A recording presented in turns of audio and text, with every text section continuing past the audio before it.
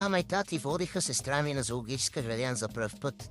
Мен не ме взеха, защото не пускали кучета там. Сега ще ви покажа как си изкараха. Видяли са някаква голяма бяла котка, казаха ми, че била тигър албинос.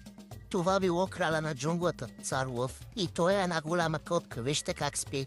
А това е бебе коте, или по-точно бебе рис. Пак котки, какво правят? Вижте бизона колко е голям.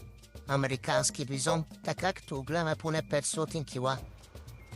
Ето вижте и сестра ми колко е впечатлена от него. Тук сестра ми въобще не е впечатлена. Какво се впечатля от някаква коза? А ето ги и маймуните. Каза, че много е прилична някой член от семейството, май не е на ме. Гледайте ги пътя как се закачат помежду си. Е така, като нямаш работа по цел ден. От този представител на маймуните е доста впечатлена. Вижте го как виси. Казаха ми, че така се придвижил на ръце. Малко птици, пеликани, черен лебед, стил